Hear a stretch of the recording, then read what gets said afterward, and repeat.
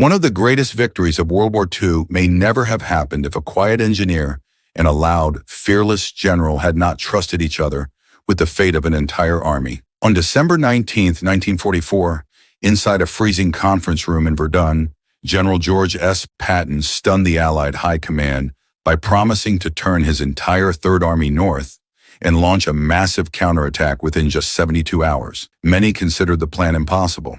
Yet Patton made that promise with absolute confidence. But his confidence was not based on luck. Standing behind the legendary tank commander was Brigadier General Otto P. Weyland, a brilliant air power strategist whose fighter bombers had become the unseen shield and sword of Patton's army. Together, they formed one of the most formidable partnerships of the Second World War, one built on trust, speed, intelligence, and overwhelming firepower. But what secret advantage gave Patton the courage to risk everything when the fate of Western Europe hung in the balance? Before the thunder of their combined arms shook Europe, the man who would pilot Patton's wings spent decades mastering the quiet physics of flight. Born in California and raised under the vast Texas sky, Otto Paul Weyland graduated from Texas A&M University in 1923 with a mechanical engineering degree. This academic foundation forged a highly analytical, meticulous military mind. Weyland commissioned into the Army Air Service, training at Brooks and Kelly Fields, where he learned that victory in the air belonged to the most precise engineer. Rising steadily through the lean interwar years, Weyland commanded observation squadrons in Hawaii and taught advanced flight tactics. His intellect earned him entry into the prestigious Air Corps Tactical School at Maxwell Field and the Command and General Staff School at Fort Leavenworth. By March 1942, Weyland was a colonel serving as Deputy Director of Air Support in Washington, shaping the very doctrines he would execute.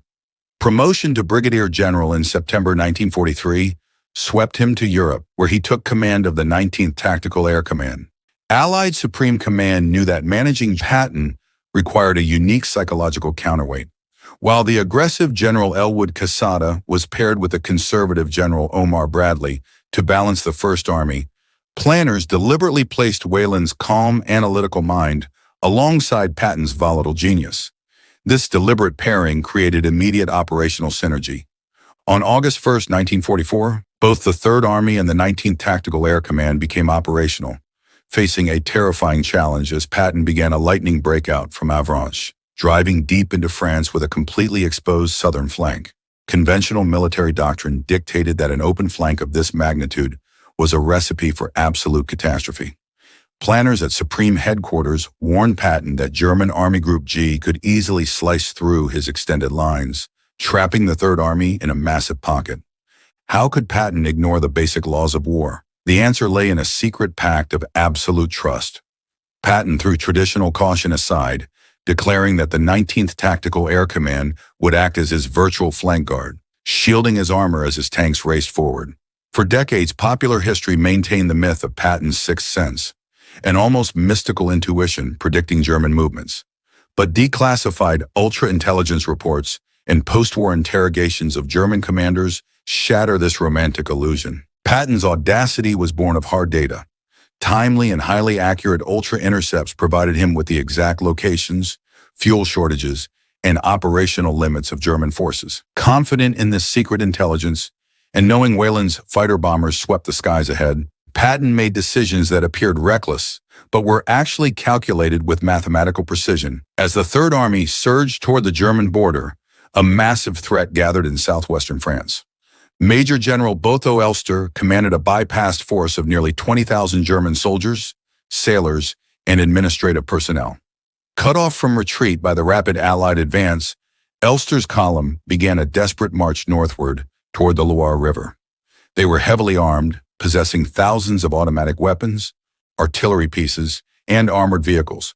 Yet, in one of the bizarrest events of the war, this massive army would surrender to a single, tiny platoon of 24 American scouts. To protect his charging armored columns, Patton relied on a sophisticated integration of air and ground power. Weyland implemented two revolutionary tactics that redefined mobile warfare. The first was armored column cover, a system where flights of 4 fighter bombers patrolled directly over the advancing tanks in 1-hour shifts. The second, personally created by Weyland, was armed reconnaissance. In these operations, formations of P-47 Thunderbolts ranged up to 30 miles ahead of the American armor, searching out and destroying German heavy artillery, tank concentrations, and supply trains, clearing the highway. While the sleek P-51 Mustang captured the public's imagination, the rugged P-47 Thunderbolt was the undisputed king of tactical air power. Equipped with 8.50 caliber machine guns and carrying 2,000 pounds of bombs, the Thunderbolt was a flying tank. Its radial engine withstood heavy ground fire that would instantly destroy liquid-cooled aircraft. Weyland's pilots discovered that utilizing armor-piercing incendiary ammunition was far more effective for strafing runs, turning German motor transports into blazing infernos and stripping the German army of its vital mobility, leaving entire divisions stranded. This lightning-fast advance created severe friction within the command structure. The official tactical doctrine of the Army Air Forces allocated only one air support party per armored division. This quickly proved disastrous. Patton's divisions habitually advanced in multiple independent combat commands, each carving its own path through enemy territory. Under intense pressure from Patton to minimize the time between spotting an enemy target and delivering a strike, Weyland's command had to improvise. They expanded the air liaison officer system to 3 times its authorized strength, placing radio-equipped tanks directly in the vanguard. These frontline coordinators, nicknamed Rover Joes, used Jeep-mounted VHF radios to speak directly with the fighter bombers circling above. When a tank commander encountered an unexpected German roadblock or a concealed anti-tank gun, he did not wait hours for artillery to deploy. He called the Rover Joe beside him. The air liaison officer immediately contacted the patrolling P-47s. Within 3 minutes, the Thunderbolts would dive out of the clouds, neutralizing the target with high explosive bombs. This seamless coordination allowed Patton's armor to continue its advance, completely bypassing the traditional friction of land warfare. By September 1944, Major General Botho Elster's 20,000 men were in a desperate state of psychological collapse. Although they possessed formidable weaponry, their column was a mismatched assembly of administrative troops, Luftwaffe ground crews, and fortress infantry. Many walked on foot, rode confiscated bicycles, or traveled in horse-drawn wagons. They faced relentless harassment from the French Maquis, who executed brutal ambush campaigns. Elster knew his forces faced certain annihilation if they fell into the hands of the resistance fighters, and he sought a way to surrender without facing execution for treason. The instrument of this massive capitulation was Lieutenant Samuel Wallace McGill, a 24-year-old scout commanding a unique reconnaissance unit. Known as the Platoon International, this scout group consisted of American soldiers and multilingual European volunteers who spoke 12 different languages. Acting on tips from the French resistance, McGill boldly crossed the Loire River to confront Elster. Carrying a white flag of truce, McGill stood before the German general, demanding surrender. Elster, desperate to save his men, agreed to negotiate under one condition. The Americans had to provide a massive show of military force. McGill rushed back to his commander, Major General Robert C. Macon, of the 83rd Infantry Division. But Macon's units were widely scattered across France, making it impossible to assemble the 2 infantry battalions Elster demanded. To solve this crisis, Macon turned to Weyland. On September 8, 1944, as negotiations stalled, 16 P-47 Thunderbolts from the 19th Tactical Air Command suddenly roared over the German lines at treetop level, their engines deafening. McGill turned to Elster, presenting a cold ultimatum. Surrender immediately or Weyland's fighter bombers would return to bomb his entire column to dust. The psychological bluff worked with absolute perfection. On September 17, 1944, newsreel cameras captured one of the most remarkable surrenders of the war on the Beaugency Bridge over the Loire River. Major General Botho Elster formally surrendered 19,600 German troops, along with 400 trucks, 1,000 horse-drawn wagons, and 4,000 automatic weapons. Standing beside General Macon, Brigadier General Otto P. Weyland accepted the surrender. The Air Force proudly claimed that, for the first time in history, tactical aircraft had forced the capitulation of a massive enemy army. The stunning victory secured Patton's exposed southern flank, allowing his armor to race toward the German border without diverting valuable infantry divisions from the main effort. But as the golden summer of 1944 faded into a freezing autumn, the easy victories evaporated. The Lorraine campaign began in September, bringing endless rains that turned the French roads into 4 inches of liquid mud. More catastrophically, a logistical betrayal was brewing at Supreme Headquarters Allied Expeditionary Force. General Dwight D. Eisenhower and his planners decided to prioritize Field Marshal Bernard Montgomery's drive in the north to secure the port of Antwerp. Consequently, Schaeff stripped much of the tactical air support allotted to the Third Army, redirecting it to the siege of Brest. Left without his aerial shield, Patton's momentum died in the mud, foreshadowing an even greater disaster. Forced to assume a defensive posture by Eisenhower's direct orders, Patton grew increasingly restive. He detested positional warfare, which reminded him of the brutal attrition of World War I. To break this agonizing deadlock, he decided to employ an unconventional weapon, divine intervention. On December 8, 1944, under a steadily falling rain, Patton picked up the telephone at his headquarters in Nancy. He called 52-year-old Chief Chaplain of the Third Army, Colonel James Hugh O'Neill. Patton demanded to know if the chaplain possessed a good prayer for weather, declaring that they must do something about the rains to win the war. O'Neill, surprised by this highly unusual command, searched his manuals but found nothing suitable. He sat at his desk and composed an original prayer on a small filing card, pleading for fair weather for battle. When O'Neill presented the handwritten card, Patton examined it with satisfaction and issued a staggering directive to print 250,000 copies, ensuring every single soldier in the Third Army received one. The chaplain was stunned by the sheer scale of the order, but Patton believed that prayer was a vital margin between victory and defeat. On the reverse side of the card, Patton penned a personal Christmas greeting, expressing absolute confidence in his men's courage and skill in battle. By December 14th, the distribution of these cards was complete.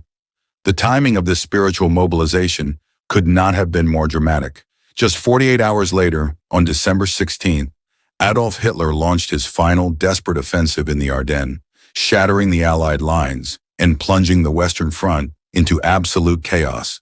The German offensive, known as the Battle of the Bulge, caught the Allies completely off guard. German strategists had deliberately selected a window of terrible winter weather, characterized by low-hanging clouds, freezing rain, and dense fog to launch their attack. This climate effectively neutralized the overwhelming Allied air superiority, grounding Weyland's fighter bombers and leaving the ground troops to face the German panzers without support. For a week, the German forces ran rampant, overrunning overstretched divisions in the Ardennes and surrounding the critical crossroads of Bastogne. Weyland's pilots could only stare at the gray, locked skies in agonizing frustration. The partnership that had conquered France was suddenly paralyzed by a wall of fog. Patton's armor was forced to advance into the freezing meat grinder without its essential air cover. Let us pause to examine the terrifying alternate reality that faced the Allied High Command. Had Patton launched his counterattack toward Bastogne under permanently locked skies, it would have resulted in an unmitigated military disaster.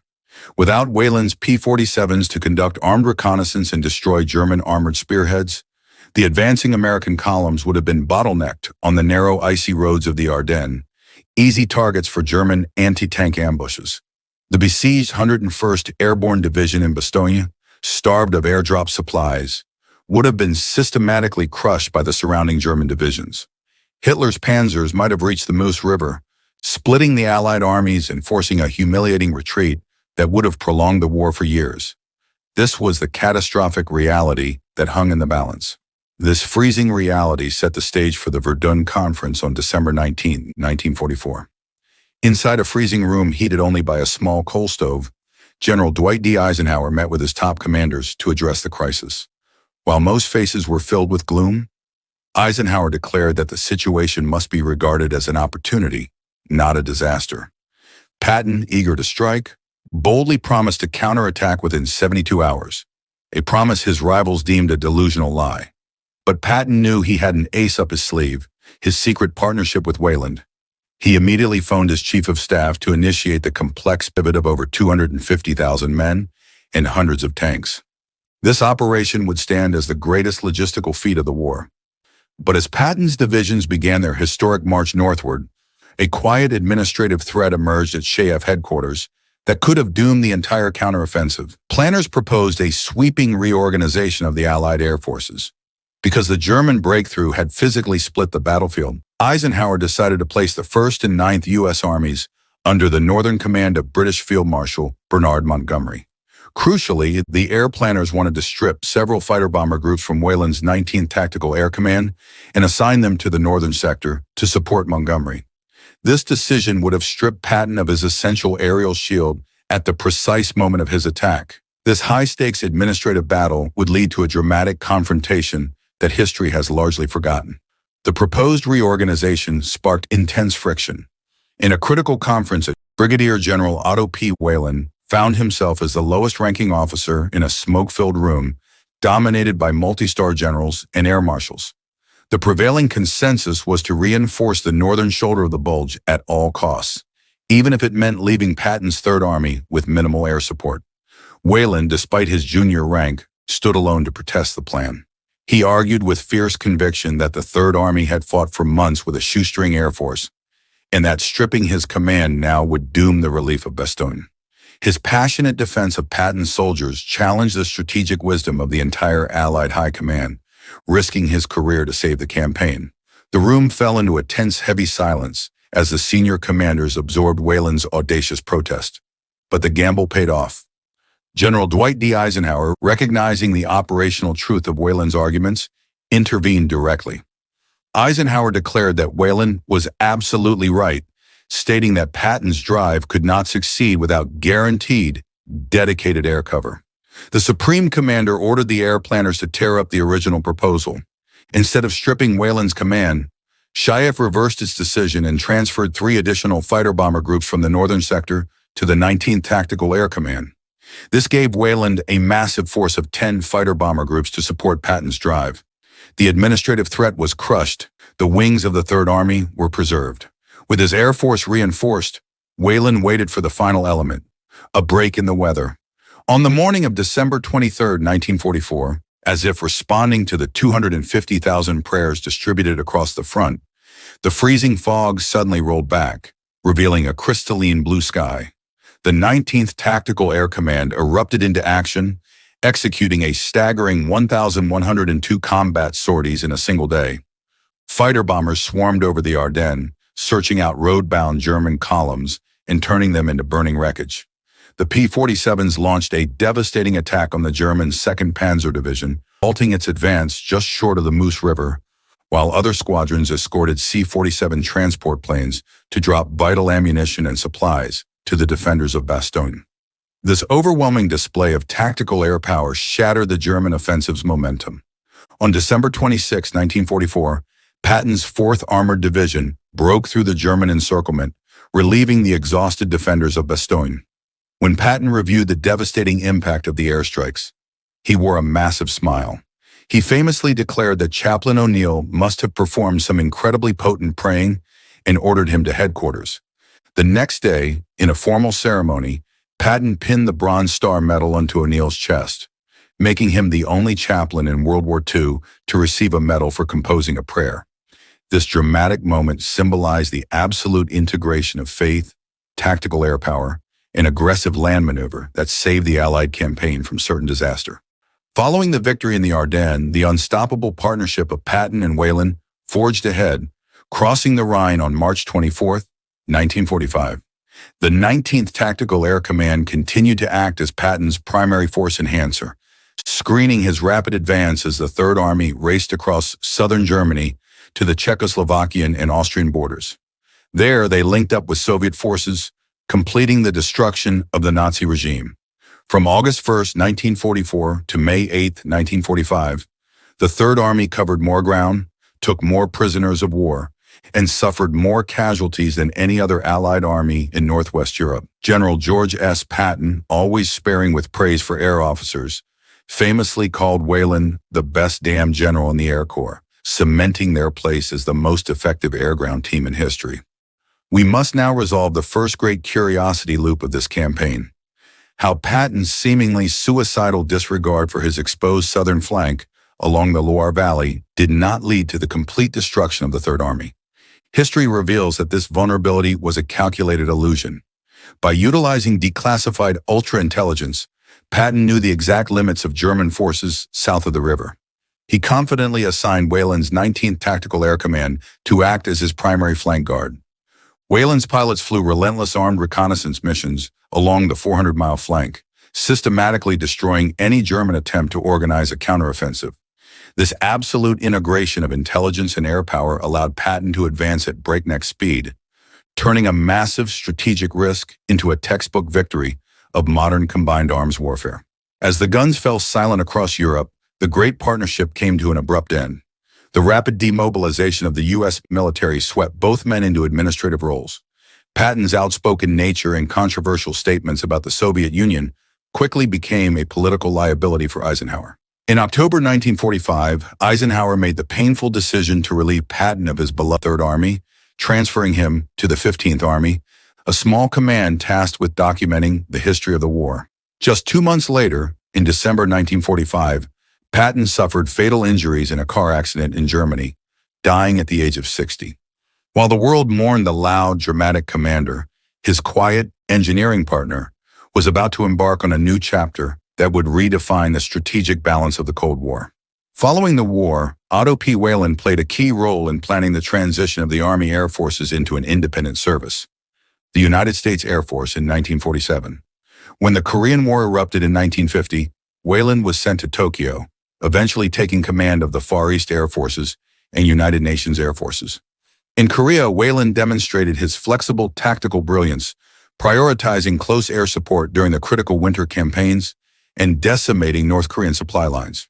Promoted to 4-star general in July 1952, Weyland stayed in Japan to help rebuild that nation's air defense forces and aviation industry, earning him the legendary title of the father of the modern Japanese Air Force. He rounded out his distinguished career as commander of Tactical Air Command before retiring in 1959, leaving a legacy of joint victory. Do you believe General Patton could have successfully relieved Bastogne if General Weyland's tactical air groups had been stripped away by chafe planners? Let us know in the comments below, and don't forget to subscribe and hit the notification bell.